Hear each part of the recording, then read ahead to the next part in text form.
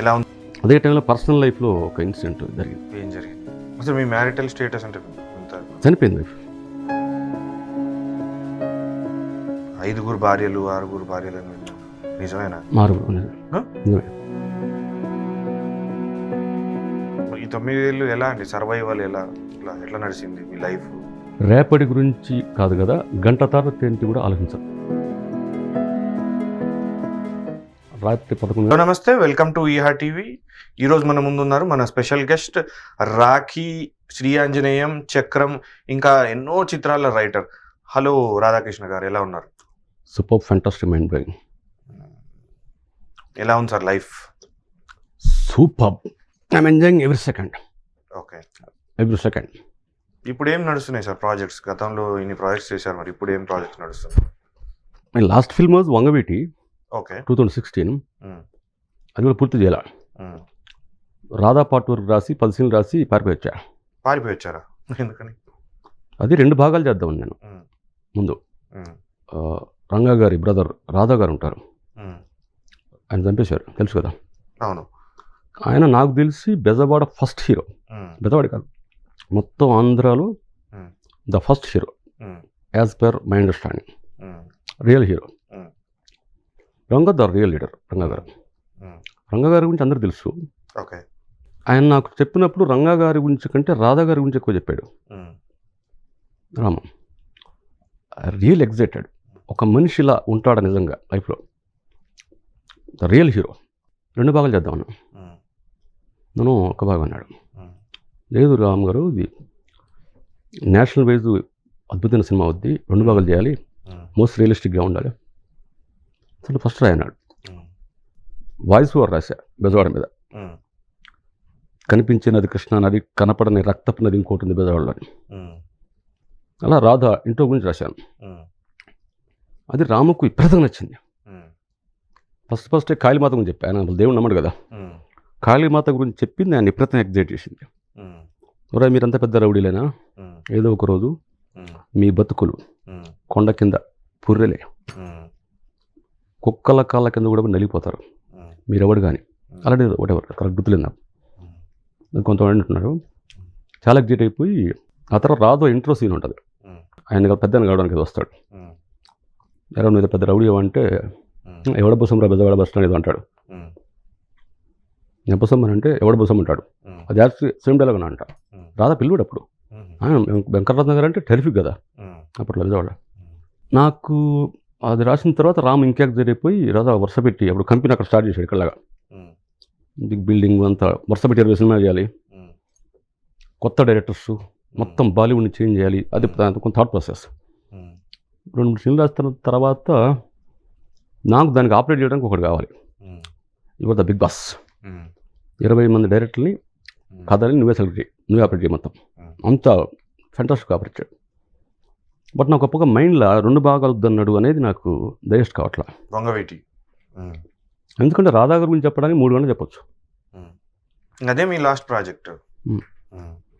నేను రాసింది 10 సీన్లు రాసిన తర్వాత ఇక నా వల్ల కాదు. రాధా పార్ట్ వరకు రాసి. అసలు ఫస్ట్ ప్రాజెక్ట్ ఏదండి మీది? గణేష్ వర్క్ చేశాను. ఫస్ట్ వచ్చి నేను రాఖీ కదా వెంకటేష్ గారు చెప్పా. సింగిల్ సిట్టింగ్లో ఓకే అయిపోయింది. నాయుడు గారు, సురేష్ బాబు గారు మొత్తం విన్నారు. అద్భుతం, ఫ్యాంటాస్టిక్ మీల్ విన్నారు. అది ఎన్టీఆర్ రాసి పెట్టింది, అటు తిరిగి అక్కడికి వెళ్ళింది రాఖీ. అప్పుడు ఆ వెంకటేష్ గారు ఆ కథ చెప్పినప్పుడు విని నా డైలాగ్స్ పద్ధతి, నేను మామూలు కథ చెప్పాను, థియేటర్లో మీరు ఏం చూస్తారో అది చెప్తాను. ఆల్మోస్ట్ అలా ఉంటుంది నా నెరేషన్. నేను ఎక్కడ రెస్టారెంట్ రైటర్గా పనిచేయలేదు కదా, నాకు ఆ రూల్స్ తెలియవు. నేను థియేటర్లో సినిమా ఏం చూస్తానో అదే రాయాలనుకుంటాను పేపర్ మీద. ఇప్పటికదే పద్ధతి నాది. అది రాముకు విపరీతం నచ్చింది. అంటే మైన్యూట్ డీటెయిల్స్ ఉంటాయి. ఏం షర్ట్ వేసుకున్నాడు, కాలర్ పైకి ఉందా కిందికి ఉందా, ఎవ్రీథింగ్. 10 డైలాగులు ఉంటే 20 పేజీలు ఉంటుంది నా పేపర్స్. 20 పేజెస్ ఉంటాయి. డిస్క్రిప్షన్ అంటారు కదా. కృష్ణవంశీ గారు కూడా ఒక ఇంటర్వ్యూలో రాఖీ మొత్తం మీదే అని చెప్పారు, నేను చూశాను. నాదే అని కాదు, నా కథ అది. యాక్చువల్ అగ్నిపారాణి అనే కథ అది. ఆడపిల్లని పారాన్ని పెట్టి మనం అత్తారిని పంపిస్తే కిరోసిన్ బేసి తగలబెడతారు. సో పారాణి బికమ్స్ అగ్నిపారాణి. అది కృష్ణవంశీకి విపరీతం నచ్చింది. కేఎస్ రామారావు గారు, నాయుడు గారు, దొరసమీరాజు గారు వినని ప్రొడ్యూసర్లు ఆల్మోస్ట్ లేరు. రాజశేఖర్ గారు, జీవిత గారు కథ అయిన ఫస్ట్ హాఫ్ అయినా నువ్వు డైరెక్ట్ చేసి చేస్తాం, రామ్ గోపాల్ మండేతం చేసి చేయం, హిందీ తెలుగులో చేద్దాం, నువ్వే డైరెక్టర్ అన్నారు. నాకు కెమెరాల పేర్లు కూడా తెలియని చెప్పాను నేను.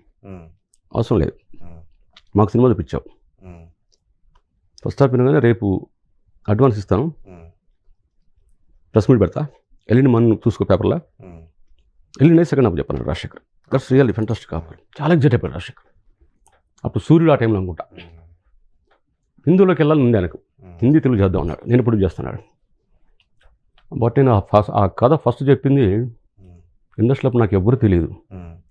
శివనాగేశ్వరరావు గారని సూపర్ డైరెక్టర్, ఆయన మనీ సినిమా డైరెక్టర్, రాము ప్రొడ్యూస్ చేసిన మనీ ఖాందాదా జేడి చక్రవర్తి. ఆయన పోయి చెప్తే ఆయన చెప్పింది పోతే నా దగ్గర కథలు అన్నాడు. 5 minutes 2 కథలు చెప్తాను. 5 minutes 2 కథలు చెప్తాను. 5 minutes 2 కథలు చెప్పా. డన్, రేపు వచ్చే హోటల్కి అన్నాడు. వెళ్ళా, గంట కథ చెప్పా.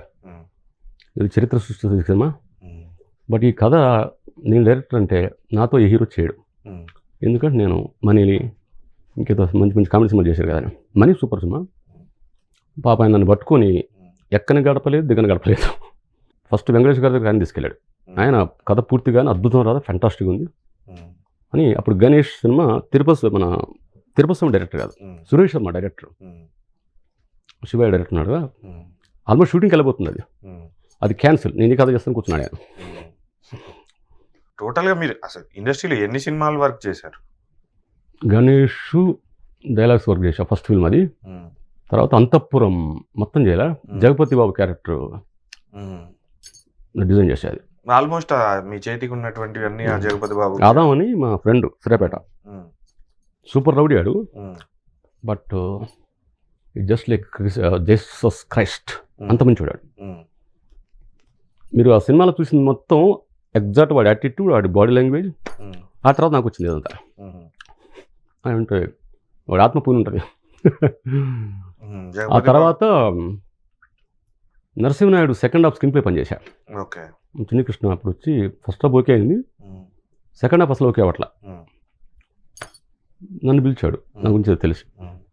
అప్పుడు నేను ఆజాద్ వర్క్ చేస్తున్నా, తిరుపతి స్వామి పక్కపక్కనే రూమ్ లేదు. ఎవరు చెప్తే స్క్రీన్ ప్లే బాగా చేస్తాడంటే పిలిచాడు నన్ను. బ్రదర్ ఇలా ఫస్ట్ అవకాశం నాకు ఇట్లా అస్సలు అవ్వట్లేదు. అది ఓకే. 12 రోజుల్లో లైన్ ఓకే అయింది, లైన్ వచ్చేసింది. నెక్స్ట్ 15 రోజుల్లో సెకండ్ హాఫ్ మొత్తం రెడీ అయ్యి చిన్నకి కథ ఓకే అయింది. మంచి స్టార్ రేట్ అయ్యాడు అప్పుడు. అది నేను వర్క్ చేసింది స్క్రీన్ ప్లేకి. సెకండ్ హాఫ్, ఫస్ట్ హాఫ్ మొత్తంగా సినిమా కాదు.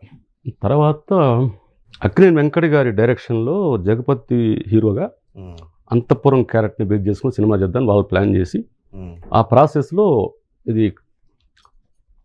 క్రియేట్ చేసింది రాధాకృష్ణ అనే వ్యక్తి అని తెలిసి, వివేకానంద శిష్యుడు ఉన్నాడు బెదవాడ డైరెక్టర్, తను చెప్తే నమ్మలా, నన్ను తీసుకెళ్ళాడు. చెప్తే నేను దాని గురించి చెప్పలే, ఆదాం గురించి కొన్ని ఒరిజినల్ ఇన్సిడెంట్ చెప్పా. ఓకే డన్, నువ్వే రైటర్ అని చెప్పేసి అడ్వాన్స్ ఇచ్చి, అక్కినేని వెంకట గారి ఇంట్లో దాదాపు 1 year జరిగా సిట్టింగ్స్. జగత్ గారు జగపతి బాబుని హీరోగా పెట్టి వెంకట వెంకట గారు డైరెక్షన్,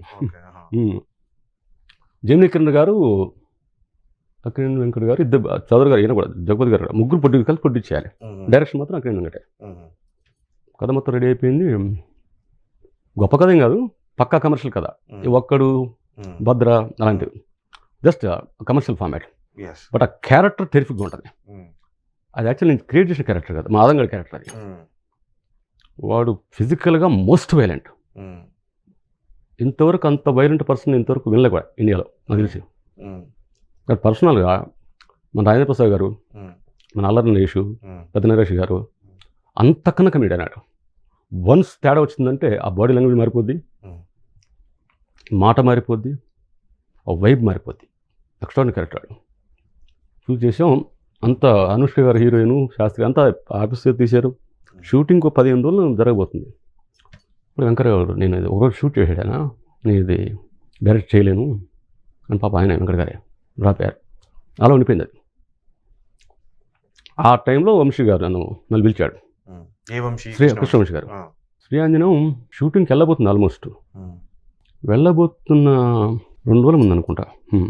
పిలిచాడు నన్ను. అరే హీరోయిన్ ఒక క్యారెక్టర్ రాయాలి, ఒక సీన్ రాయాలి, రైటర్ రాయాలి. దివాకర్ బాబు గారు రైటర్ యాక్చువల్ సినిమాకి, గ్రేట్ రైటర్, ఫంటాస్టిక్ రైటర్. ఎమ్మెల్యేలా జగపతి గారు ఇంకా సినిమాలు ఎదుగుతుంది. రోజా గారు అమన్ గారు చేశారు. మంచి శుభలగ్నం. శుభలగ్నం. ఫెంటాస్టిక్ రైటర్ ఆయన, మామూలు రైటర్ అది ఒకరు అద్భుతం రైటర్. ఎందుకో నాకు వంశీ గారికి కనెక్ట్ కాల. పిలిచి మొత్తం ఉంది ఆంజనేయ స్వామి క్యారెక్టరు, హీరోయిన్ క్యారెక్టర్ ఒకసారి రాయరా ఒక సీను అన్నాడు. రాశా. రాయగానే రేపు ఆంజనేయ స్వామి షెడ్యూల్కి వెళ్తాను, 27 సీన్లు ఉన్నాయి. వెంటనే వెళ్ళా రాయి అన్నాడు. సరే ఓకే అన్న. ఎల్లుండి సాయంత్రం 4 o'clock ట్రైన్ ఎక్కుతారనగా నేను 2 o'clock ఫోన్ చేశాను. రాశాను హీరోయిన్ సీను, ఒకటే సీన్, చార్మి గారి రాశాను. అని బేక్ ఫోన్ చేస్తే తొందర వచ్చి ఇప్పుడే బయలుదేరి అందరూ బట్టలు దొరుకుంటున్నారు అంటే పోయి ఆఫీస్కి. మరి ఇప్పుడు చిన్న చదువుతాను చదివేశాను. చదవగానే షాక్ అయ్యాను. ఒక డైలాగ్. సరే ఆంజనేయ స్వామి సీన్లు ఉన్నాయి, 27 సీన్లు రాయాలి, రాసి ఎప్పుడు పూర్తిటప్పుడు వచ్చేయన్నాడు అన్నవరంకి. సీన్లు ఇవ్వండి లేవు, చెప్తాను పదన్నాడు. అని తీసుకెళ్ళాడు. కార్లో కూర్చొని అక్కడి నుంచి సికింద్రాబాద్ రైల్వే స్టేషన్కి వెళ్ళా అని చెప్తాను. రాసుకున్న సీన్లు ఏంటనేది సింగిల్ నేను రాసుకున్నాను. 3-4 సీన్లు రాసినా పర్లేదు, వచ్చాడు. కూర్చొని రాశా. 3 రోజుల్లో 27 సీన్లు రాశా. వెళ్ళా. అది ఫస్ట్ సీన్ ఏదో షూట్ చేసాం. అలా కంటిన్యూ అయిపోయాయి. యాక్చువల్ దివాకర్ బాబు గారు రాయాల్సిన సినిమా అది. టోటల్గా ఒక 20-25 మూవీస్కి పనిచేసారు. లేదు, అన్ని చేయలేదు. తక్కువ నేను చేసింది. తక్కువ. రాఖీ తర్వాత అసలు సినిమాలు చేయలే. ఎందుకని? కృష్ణవంశీ గారికి మీకేమన్నా విభేదాలు వచ్చినాయి? అట్లా విభేదాలు కాదు, తను చేసిన ఒక పని వల్ల హర్ట్ అయ్యా. వంశీగారితో నాకు బాగా ఎమోషనల్ అటాచ్మెంట్, బాగా. తను కూడా అంతే. వీళ్ళు బాత్రూమ్ కూడా కలిసిపోతారు అన్న ఇమేజ్ ఉండదు మాకు లొకేషన్లో. అంత అటాచ్మెంట్. నన్ను చాలా బాగా చూసుకున్నారు. రాఖీ టైంలో నన్ను ఎందుకు ఇంటర్లో వెళ్ళలేదు, అది నేను పట్టించుకోలేదు. అది భార్యల్ని హింస పెట్టే భర్తల మీద కదా వాళ్ళని చంపేది. అవును. భార్యని హింస పెట్టి అరెస్ట్ అయ్యి 3 నెలలు జైల్లో కూర్చున్న ఒకరిని స్టేజ్ మీద మాట్లాడించాడు. ఎవరతను? చనిపోయాడు. చాలా మంచోడు మనిషి బేస్. ఆ టైంలో ఒక యాక్టర్ భార్యని హింసించి 3 నెలలు జైల్లో ఉన్న వ్యక్తితోటి ఇంటర్వ్యూ, ఆ కథకు సంబంధం లేకుండా ఉన్న వ్యక్తితోటి మాట్లాడిచ్చారని. యాక్చువల్ అయితే ఆయన యాంటీ ఆ కథకి. స్టేజ్ మీద మాట్లాడిచ్చారు. ఆయన చనిపోయాడు. పేరు రివీల్ చేయలేరు మీరు ఇప్పుడు? చేయలేను. ఎవరు? వేణుమాధవ్. చాలా మంచివాడు. వేణుమాధవ్ మంచివాడు. నన్ను బాబా అంటాడు. ఎందుకో అది 3 నెలలు 3 రోజులు నాకు ఐడియా నో. అది తప్పు కదా. అది కట్టే. వేణుమాధవ్ భార్యల్ని హింసించేవాడు అని అప్పట్లో న్యూస్ వచ్చింది. అరెస్ట్ కూడా అయ్యాడు. ఎందుకంటే చిన్నప్పటి నుంచి నేను ఆడపిల్లల విషయం చాలా సెన్సిటివ్గా ఉంటున్నాను. ఆ కారణంగా ఒక 9 ఏళ్ళ కేసు కూడా నడిచింది మీద. ఎటువంటి కేసు? ఒక రౌడీ బ్యాచ్ ఉండేది అప్పట్లో, నేను చిన్న ఉన్నప్పుడు. వాళ్ళు ఆడపిల్లని ఏడ్చడం ఇప్పుడు తగ్గాయి, కానీ అప్పట్లో టూ మచ్గా ఉండేవి. ఎవరిని వచ్చి అడిగితే పట్టుకుని తనటం. మా ఊరు అమ్మాయి నేర్పించారు. ఒక రెడ్ల అమ్మాయి, చాలా మంచి అమ్మాయి, చాలా సాఫ్ట్. ఆ అమ్మాయి నేర్పిస్తే చూపించింది. ఇంటికెళ్ళని చెప్పి కొట్టా సెంటర్లో. వాళ్ళకి అది అక్కడ సెంటర్ వాళ్ళది, అంటే మా ఆట ఏదో ఉంటుంది కదా. కొడితే నెక్స్ట్ డే నా ఇల్లు కనుక్కుని అక్కడికి వచ్చారు 10 మంది. నేను అప్పటికే మార్షల్ ఆర్ట్లో వెల్ ట్రైనింగ్ పొందుతున్నా. ఇండియన్ కుస్తీ, నంచాకు, కరాటే కూడా నెలల తరబడి బ్లైల్ట్ అది కాదు, special training. How to block, how to kick. గోరేమే అని ఒక ఆయన ఉన్నాడు మాస్టర్ గారు, టెరిఫిక్ ఆయన. ఆయన దగ్గర ట్రైనింగ్ తీసుకుంటున్నా. ఆ టైంలో వాళ్ళు 10 మంది తీసుకొచ్చి ఏదో బటన్ నైఫ్ ఓపెన్ చేశారు, చుట్టూ సైకిల్ పెట్టారు. ఆదాం అని ఉన్నాడు కదా, అప్పటికి నా ఫ్రెండ్ ఆడు. వాళ్ళు నా మీద అటాక్ చేస్తున్నారు. నేను ఏదో గుద్దారు, నంచాకు తీసాను, ఏదో కొడుతున్నా అవుతుంది. ఆడు వచ్చాడు, ఇద్దరం కలిసి తలలు బలిపోయా జరిగాయి. అరెస్ట్ అవ్వటం. తర్వాత మా బాబు ప్రెసిడెంట్ ఉండే కట్కు రామకృష్ణ గారు, అప్పట్లో బాగా ఫేమస్ లేడు మా ఏరియాలో. ఆయన వచ్చి కోర్టు సబ్మిట్ చేశారు. ఓకే, 9 ఏళ్ళు నడిచింది ఆ కేసు. అయితే అలాంటివి చాలా ఉన్నాయి ఇన్సిడెంట్లు. కేవలం వేణుమాధవ్ని స్టేజ్ మీద మాట్లాడించినందుకు మీకు కృష్ణవంశీకి. తర్వాత రవితేజతో సినిమా ఉంది, చేయాలని చేస్తాను. ఎక్కడైతే మాట్లాడిచో ఫోన్ చేస్తాను. కానీ పాప తర్వాత ఆయన అజయ్ శాస్త్రి నా ఫ్రెండ్ ఒకడు ఉన్నాడు, నేను మీకు తెలుసు డైరెక్టర్. ఆడికి చెప్పాడు, నిజంగా నా తప్పు రాదు, నేను ఐడెంటిఫై చేయలేదు, నేను సారీ చెప్తాను వాడికి ఆఫీసర్ అన్నాడు. పవన్ కళ్యాణ్తో కూడా మీరు ఏదో పవన్ కళ్యాణ్ గారితో కూడా అవును. అన్నవరం టైంలో ఆ స్క్రీన్ ప్లే వర్క్ నడుస్తున్న టైంలో ఆయనకు ఎందుకో సాటిస్ఫాక్షన్ అవట్లా. చాలామంది రైటర్లు వచ్చి ఏదో జరిగింది. ఎవరో నా గురించి చెప్తే నన్ను పిలిపించాడు. పిలిపించలా, ఇది ఈ సీన్లు అని మీడియేటర్ చెప్పాడు.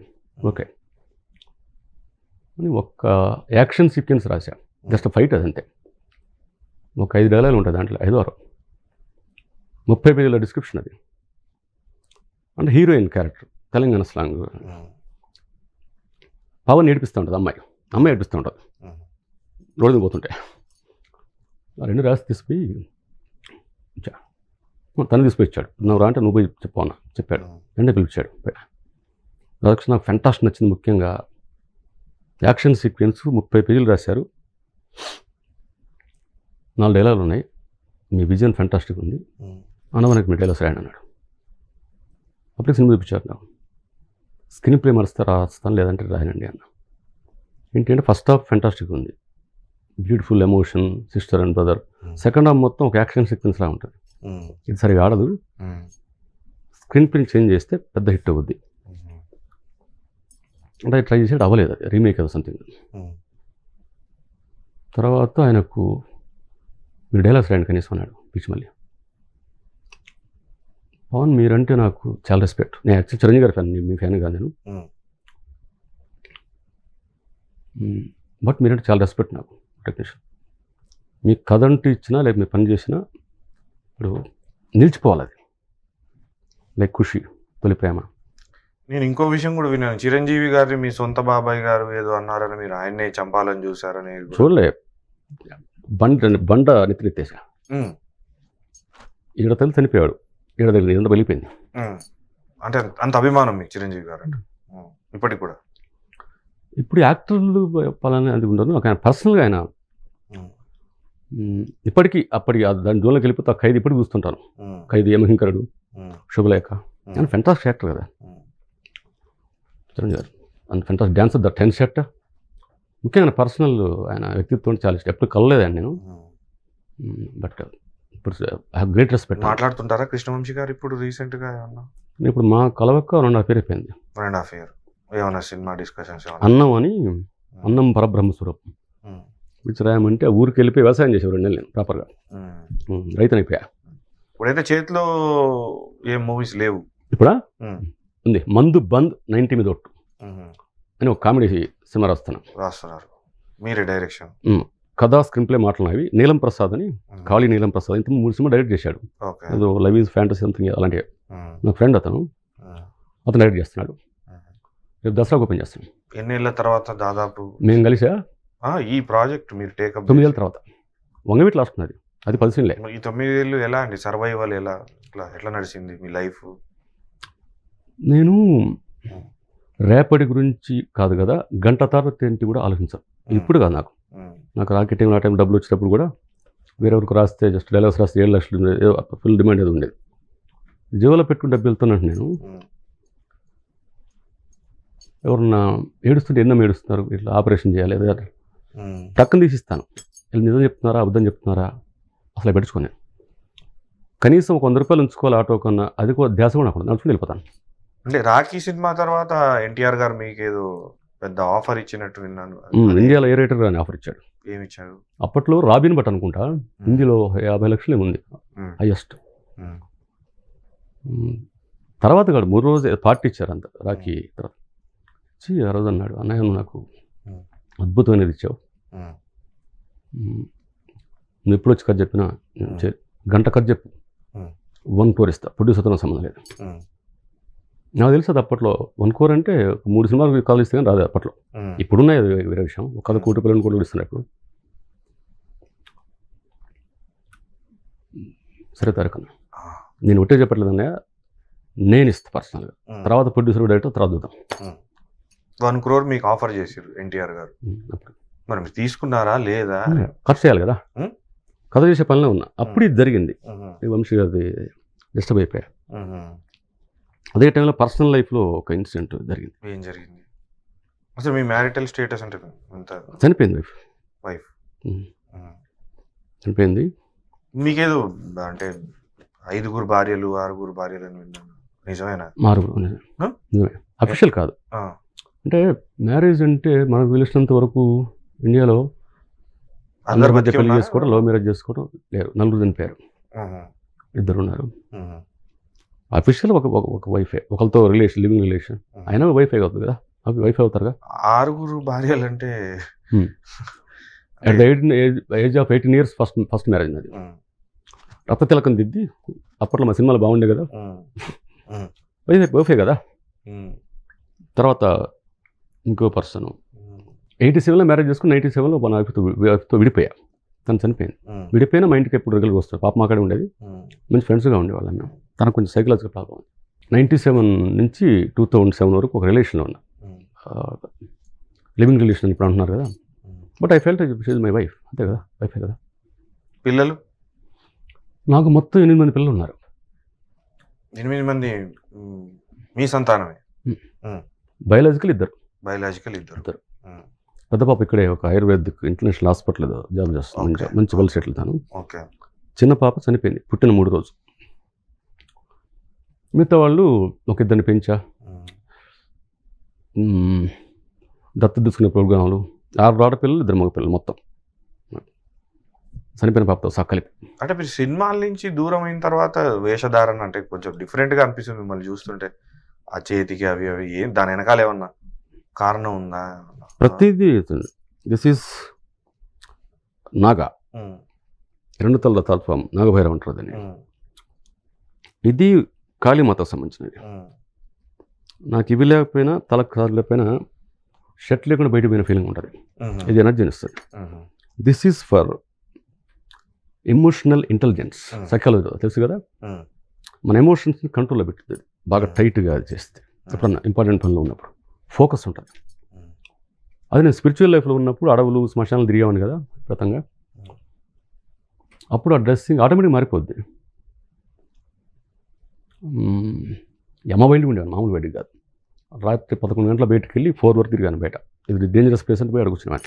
ఇక్కడ దయ్యాలు తిరుగుతాయి, ఇంకోటి పోయి అడుగుచ్చు, అసలు నిజంగా ఉన్నాయా రీసెర్చ్ చేశా, దయ్యాలు నిజంగా ఉన్నాయా లేవా.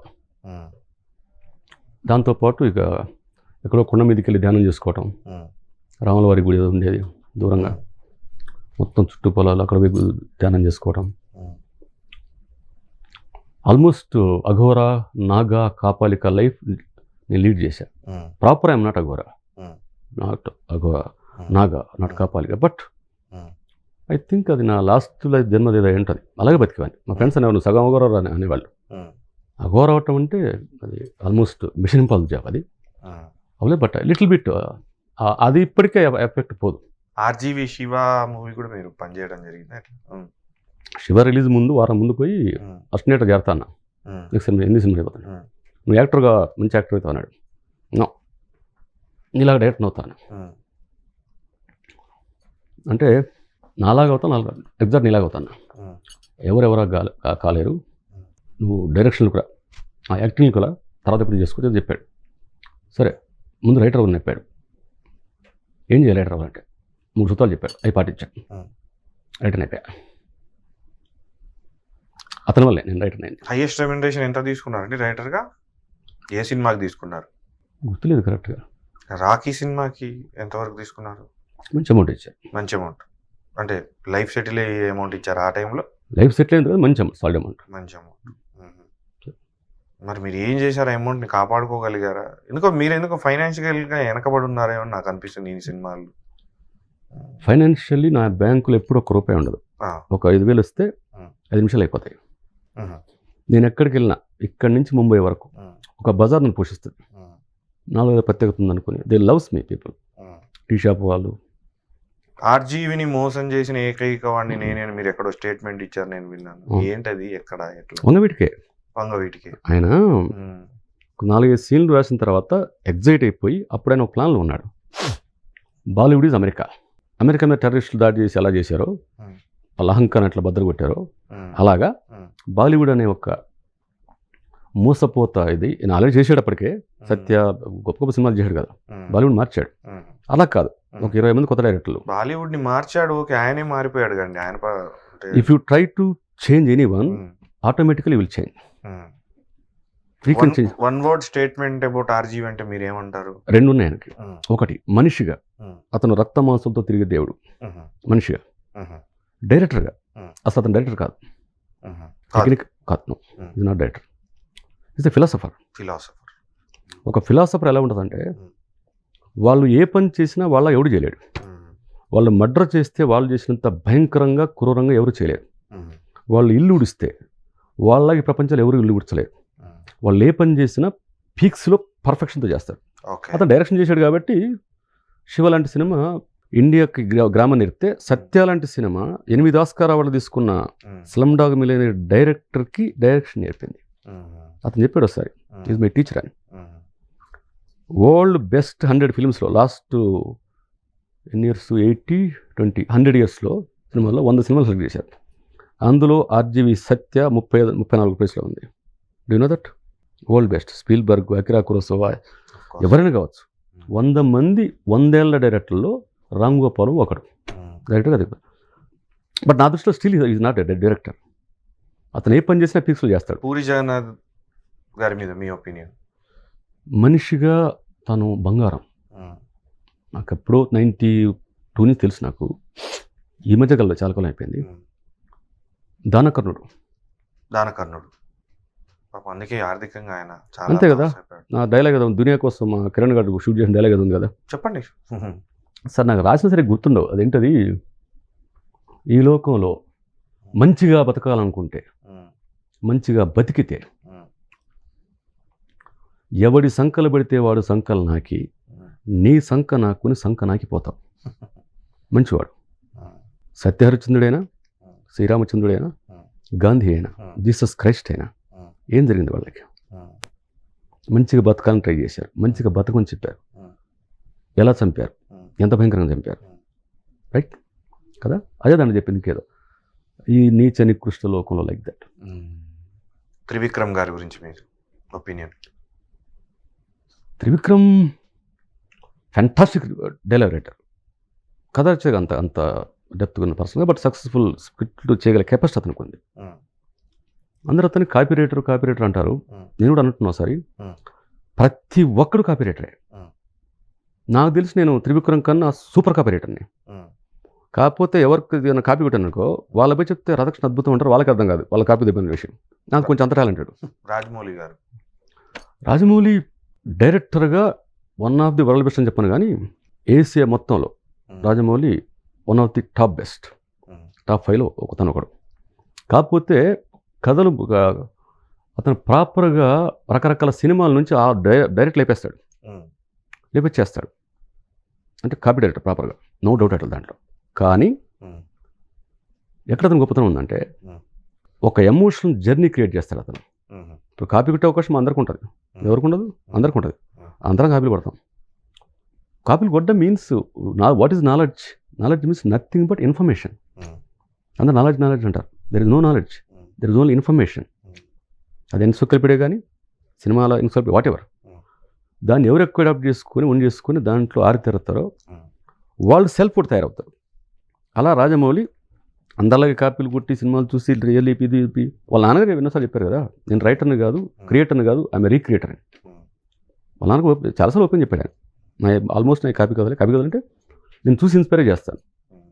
పసివాడి ప్యానల్ లాంటి ఎప్పుడు వచ్చిన సినిమాని బేస్ చేసుకుని ఒక సినిమా ఆయన క్రియేట్ చేస్తే దేశాన్ని ఊపేసింది. సల్మాన్ ఖాన్ తెలుసు కదా, ఆయన చెప్పేశాడు, అది నాది కాదు, ఇట్లా ఫాజులు చేసింది పసివాడి ప్యానల్ చిరంజీవి గారిది, బజరంగి భాయ్జాన్. ఎంత పెద్ద హిట్, ఎంత పెద్ద, ఒక్క దెబ్బతో ఒక పక్క బాహుబలి, ఒక పక్క Bhaijaan. At the age of 75 years he become #1 super star writer అంటారు. ఈ బికేమ్ ఎక్కడో వెళ్ళిపోయాడు ఆయన. Actually everything is recreation. ఎవరు చేసినా కూడా. రాఖీ కూడా ఒరిజినల్ కాదు, ఒరిజినల్ ఇన్సిడెంట్ తీసుకున్నాను. అప్పుడు జరిగినవి ఎన్టీఆర్ బొబ్బిలిపులి, రక్త సంబంధం, ఆ రెండింటిని నడుపు చేసింది. దాసరా గారు చెప్పా, ఒకసారి గెలిచాయని, చాలా అద్భుతంగా ఉంది నాన్న, నాకెందుకు రావాలి అనిపించింది, కుర్రోడి అంత ఎలా రాశారు, అంత ఎమోషన్ అన్నారు. అది మీ సినిమా కాపీ గురుగారు అన్నాను. ఏ సినిమా కానీ బొబ్బిలిపులి అన్నాను. బొబ్బిలిపులే అవును కదా అన్నాడు. కానీ ఇన్ని సినిమాలకు పనిచేశారు, ఇంత మంచి హిస్టరీ ఉంది మీకు, కానీ ఎందుకో ఎక్కడో వెనకబడి ఉన్నారు, పరిస్థితి బాగాలేదు అన్నట్టు నాకు అనిపిస్తుంది. నేను వెనకపడలా. I'm super rich. నేను ఎప్పుడంటే అప్పుడు డబ్బులు 3 నెలల్లో సంపాదించాలనుకుంటే 3 నెలల్లో, 6 నెలలు సంపాదించాలంటే 6 నెలల్లో సంపాదించగలను. దానికి ఏ పని చేయాలి? మీరు బతకడానికి అసలు ఇప్పుడు మీరు ఏం చేస్తున్నారు, ఎట్లా మీకు ఇన్కమ్ ఎట్లా, డబ్బు ఎట్లా? నేను ఏ పని చేయను డబ్బు కోసం. ఇప్పుడు మొన్నదాకా మా అమ్మగారు ఉన్నంత వరకు, మా అమ్మ చనిపోయారు మొన్న లాస్ట్ ఫిబ్రవరి 10th. మళ్ళీ మా అమ్మ కోరిక, యాక్చువల్ మళ్ళీ ఇండస్ట్రీ రావడం నాకు ఇష్టం లేదు. అలాగే బడిలో బతకాలండి. ఎలా బతారన్నా కదా, మాయా పొద్దున టీ తాగాలి, పోయి తాగేస్తా, ఉంటే కట్టేస్తా, లేదు చేపిస్తా అని చెప్తా, లేదు. నన్ను విపరీతంగా అభిమానించే కొంతమంది ఉన్నారు, స్నేహితులు, శిష్యులు చాలామంది ఉన్నారు, స్పిరిచువల్ శిష్యులు. బిల్గట్ ఓకే, రెంట్ కడుతున్నా లేదు పట్టించుకున్నాను, ఆటోమేటిక్గా అన్నీ అయిపోతాయి. స్పిరిచువల్ శిష్యులు అంటే మీరు 10 ఏళ్ళు నాకు తెలుసు, స్పిరిచువల్ శిష్యులు చాలామంది ఉన్నారు. అంటే మీకు పవర్స్ ఒక్కసారి 2019లో 3 monthsలో 6 lakhs సంపాదించా. సినిమాకు సంబంధం లేదు. ఒక స్పిరిచువల్ శిష్యురాలి కొడుకుని బాగు చేసి, మెంటల్ పేషెంట్ అతను, ఎవరి వల్ల కాలేదు, సైకాట్రిస్ట్ మొత్తం ఫెయిల్ అయ్యారు, నేను బాగు చేసే అతన్ని. కాబట్టి నా లైఫ్ రిస్క్ చేయాల్సి వచ్చింది. అది లైఫ్ గేమ్ ఆఫ్ డెత్. అది ఇప్పుడు అది సపరేట్ ఎపిసోడ్ చేయాల్సి వస్తుంది, అంత ఎక్స్ట్రాడినరీ ఇన్సిడెంట్. అది తెలిసి ఒక 2 MBA స్టూడెంట్స్ నా శిష్యులు అయిపోయారు.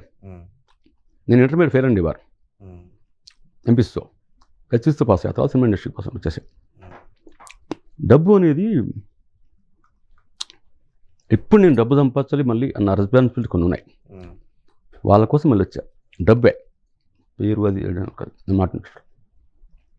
ఐ క్యాన్ 5 సినిమాలు చేస్తాం, 5 కృష్ణ వస్తే ఒక సినిమా చేయాలి, అంతే, ఒకటే అంతే నెక్స్ట్ టార్గెట్. ఆల్రెడీ ఒక సినిమా ఫ్లాగ్ ఎక్కేసింది, అదే డైరెక్టర్తో ఇంకో కథ ఓకే అయిపోయింది. ఆదాం అని ఉందిగా, అది కూడా 10 daysలో ఆదాం, అది ఇంకో కామెడీ కదా, 2 చెప్పబోతున్నా. మీరు రాసిన డైలాగ్స్లో మంచి డైలాగ్ ఏదైనా ఉంటే మంచి టెంపోతో చెప్పండి మాకు. అది చక్రం రాశా ప్రభాస్కి, ఆయన అద్భుతం ఫెంటాస్టిక్ అన్నాడు, అలా డైలాగ్ వాళ్ళ అది చెప్తాను, చెప్పండి. ప్రభాస్ చక్రంలో క్యాన్సర్ వచ్చి పారిపోతారు కదా, మా అమ్మ నాన్న తెలకూడదని, ఎక్కడో కాలనీ ఉంటాడు, వాళ్ళ నాన్న వస్తాడు ప్రకాష్ రాజు. అరే మీ అమ్మకని చెప్పలేదు, నాకని చెప్పలేదు, మీ అమ్మకని ఎందుకు చెప్పలేదురా, మీ అమ్మకి అన్నీ చెప్తావు కదా చిన్నప్పటి నుంచి అంటే, నాన్న చిన్నప్పుడు దెబ్బ తగిలితే పరిగెత్తుకల అమ్మ దగ్గరికి వెళ్ళేవాడిని, ఏం కావాలి నాన్న, ఏం కావాలి నాన్న, తగ్గిపోతుంది నాన్న అనేదమ్మా, ప్రాణానికి తగిలిన గాయం నాన్న పోతే తప్ప మానదు, ఎలా చెప్పనమ్మకి. This is my best dialogue I think. అది వాళ్ళే వంశీ గారు, అంటే ఆ క్యారెక్టర్ అలా ఉంటుంది యాక్చువల్లీ, ఆయన దాన్ని మొత్తం వేరే రకం చేశాడు, నేను ఫీల్ అయింది. ఇంకా ఏమన్నా ఇంకా బెస్ట్ డైలాగ్ అంతపురంలో కానీ ఇంకేమైనా అగ్రెసివ్గా వైలెన్స్ టైప్లో? యా, శ్రీయాంజనేయంలో అది కూడా షూట్ చేయాలి వంశీ గారు, అద్భుతం ఫెంటాస్టిక్ అన్నాడు. ఎంతో ఉన్న ప్రాబ్లం అదే, అంజిని ఊరంతా సేవలు చేసి, అంజి అంటే హీరో మన నితిన్, అందరూ దే లవ్స్ ఎలాట్ కదా. ఆంజనేయ స్వామి తన ఫ్రెండ్ అయిపోతాడు, అతను ఆంజనేయ స్వామి సంగతి తెలియదు, ఎవరో మనిషి అనుకుంటాడు కదా. చివరిలో వచ్చేసరికి ఊరి జనం మొత్తం కలిసి కుక్కను కొట్టిన కొడతారు, ఇక్కడ చేతబడి ఇష్టడు ఆ టైప్, గుర్తులేదు కరెక్ట్ నాకు. ఆంజనేయ స్వామి దగ్గరికి వెళ్తాడు, ఏంటిది మొన్నటిదాకా ఇంత ప్రేమ చూశారు, అన్నం పెట్టారు, బిడ్డలా చూస్తున్నారు, ఇట్లా ఇంత భయంకరం ఎందుకు పెట్టారు, ఏం తప్పు చేశాను అంటే, పూలదండలకు సిద్ధపడ్డవాడు రాళ్ల దెబ్బలకు సిద్ధపడాలి,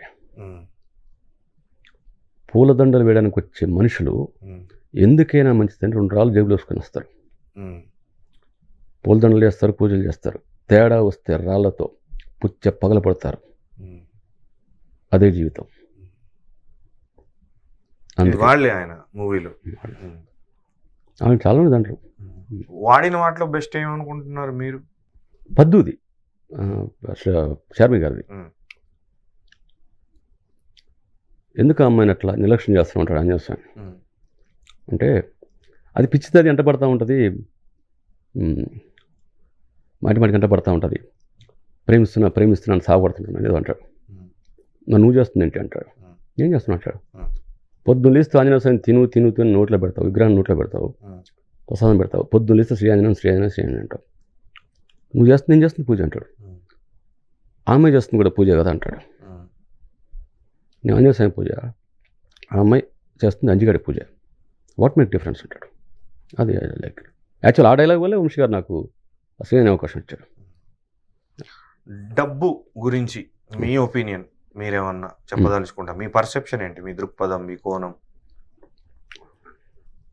డబ్బు సంపాదించదలుచుకున్నవాడు లేదా పేరు సంపాదించదలుచుకున్నవాడు లేదా మంచి బాడీ సంపాదించదలుచుకున్నాడు ఎవరైనా సరే డబ్బు సంపాదించాలి అనుకుంటే డబ్బు తప్ప ఏమీ కనపడద్దు. ఏమీ కనపడద్దు. మంచి లేదు, చెడు లేదు, నీతి లేదు, న్యాయం లేదు. ఉంటే ఎవరైనా డబ్బు సంపాదిస్తారు. లేదు కాస్త పద్ధతి సంపాదిస్తామంటే అలా కూడా సంపాదిస్తారు, బట్ చాలా తక్కువ. ఇప్పుడు నాకు తెలిసి మనుషులు ఆ స్థితికి వెళ్ళిపోయారు. సొసైటీ మీద మీ అభిప్రాయం? Societies just like play school, Kinder garden పిల్లలు. ఈ మనుషులందరూ మొత్తం మనుషులు, చిన్నపిల్లలు. ఒకప్పుడు ఏజ్ తగ్గట్టుగా ప్రవర్తించేవాళ్ళు, బతికేవాళ్ళు. రాను టెక్నాలజీ పెరిగిన అవకాశాలు, పెరిగిన కాంపిటీషను, దీనివల్ల ప్రతి ఒక్కరు ఇక్కడ రన్నింగ్ చేసి ముందెళ్ళి కూర్చోవాలనుకునేవాడు. దాంట్లో తోసుకొని చేస్తున్నారు, కొట్టుకొని చేస్తున్నారు, శారీరకంగా మానసికంగా అల్లకల్లం అయిపోతున్నారు. అందుకే 30 years మగాళ్ళకి డయాబెటీసులు, 25 ఏళ్ళకే ఆడపిల్లలు నొప్పులు రోగాలతోని హాస్పిటల్ తిరగటం. పెళ్ళైన 2 ఏళ్ళకి భార్య భర్త ఇద్దరు హాస్పిటల్కి వెళ్తుంటారు కదా. ఇప్పుడు నాకు 57 years, 58 I don't know exactly. 30 కిలోల వెయిట్ వేసుకొని పద్మల కొండ ఉంది కదా, అట్లా ఎక్కి దిగుతా, మళ్ళీ ఎక్కి దిగుతా. వెయిట్ తక్కువ ఉంటే ఒక 2 రాళ్ళు వేసుకుంటా. ఓకే, రోజుకు 100 సిగరెట్లు తాగుతాను నేను, 100 cigarettes అబో. 30 కిలోల వెయిట్ వేసుకుని అది సరదాగా పోయిస్తాను. వై? ఫస్ట్ ఆఫ్ ఆల్ అందరూ అనుకుంటారు నేను ఫుడ్ విషయంలో తీసుకునే సూపర్ జాగ్రత్తలని. డే అంతా ఏం తినను నేను. డే అంతా అసలు ఏం తినరు? ఒక 2 hours టీ షాప్కి వెళ్ళి 7 టీలు తాగి ఉంటాను. మిగతా అంతా బెల్లం నీళ్ళు తాగుతా, బెల్లం వాటర్. దానివల్ల ఏంటంటే ఉపయోగం? బెల్లం అద్భుతం కదా, ఒరిజినల్ బెల్లం ఉంటుంది కదా. ఇది బెల్లం కాదు, నల్ల బెల్లం ఒరిజినల్. టీ ప్లేస్ ఒకప్పుడు రోజుకు 70-80 టీలు తాగేవాని. ఇప్పుడు ఆ ప్లేస్లో దీన్ని తీసుకొచ్చా. ఆకలి పెద్దగా ఉండదు నాకు ఇంత తింటే ఇంత శక్తి వస్తుంది. తిన్నానండి. అసలు ఏం తినరు మీరు? స్మోక్ ఇవి అంతే నా పని కాదు. పొద్దున మొక్కలు పెంచుకోవడం ఉంటుంది. మొక్కలు తీర్థం ఏమైనా తీసుకుంటారా? Compulsory evening 6 to 12 drink daily. కాకపోతే నా ఫ్రెండ్స్ నన్ను ఆరబడిస్తారు. అసలు మందు ఆట ఎందుకు రాని అంటే క్వార్టర్ వాటర్లో లీటర్న్నర వాటర్ పోస్తా నిదానంగా. క్వార్టరు అంటే 180 ml అంటే 3 hours పడుతుంది నాకు. ఇంకో 90 తీసుకుంటే ఇంకో 2 hours, 5 hours. మ్యూజిక్ పెట్టుకొని పాత పాటలు పెట్టుకొని అది కొద్ది తీసుకుంటా, స్మోక్ చేస్తా. అది నాకు ప్రధాన ధ్యానం. అది తంత్రాలో కొన్ని ధ్యానాలు ఉంటాయి, అఘోర సమ చేసే తంత్ర ధ్యానాలు. అది మరీ గాంజా తాగేసి అంత వెల్ కాదు, కానీ ఈ స్మోకు ఈ డ్రింకు నాకు పూర్తిగా ప్రపంచంతో సంబంధాలు కట్ చేస్తాయి. ఆ పాటలు అప్పుడు తింటా. 4 రకాల కూరగాయలు పచ్చివి కట్ చేసి అందులో ఒక రోటి పచ్చడి, ఒక పప్పు కూర, ఇంకో కర్రీ కలిపేసి తినేస్తాను. అంతేనప్పుడు. ఆఖరిగా ఒక మంచి డైలాగ్ చెప్పి క్లోజ్ చేద్దామండి ఇంటర్వ్యూ. ఎలా అంటే మంచి డైలాగ్ ఎలా అంటే ఇంకా అదిరిపోవాలన్నట్టు. మీ టెంపో తోటి మీరు అద్భుతంగా చెప్పాలి, మీ వాయిస్ మాడ్యులేషన్ తోటి. ఎవడో చెప్పాడు లైఫ్ ఈజ్ బ్యూటిఫుల్ అని. Life is not beautiful, life is horrible. Death is beautiful because life can cheat you any time, but death never cheats you. నువ్వు అలసిపోయి ఇక నా వల్ల కాదమ్మా అన్నప్పుడు ప్రేమగా ఒళ్ళకి తీసుకొని నిద్రపుచ్చుద్ది. ఎవడు డిస్టర్బ్ చేయలేడు. అయితే ఇంతకన్నా మంచి స్టేట్మెంట్ ఎలా ఉండదు నా ఫీలింగ్, నా వల్ల. థ్యాంక్ యూ అండి. Okay, yes. Thank you for coming to our studio అండి. Thank you very much to this opportunity. చూశారు కదా రాఖీ రైటర్ రాధాకృష్ణ గారితో మన ఇంటర్వ్యూ. త్వరలో వేరే గెస్ట్తో మళ్ళీ కలుద్దాం. చూస్తూనే ఉండండి ఈహా టీవీ. This is Adil.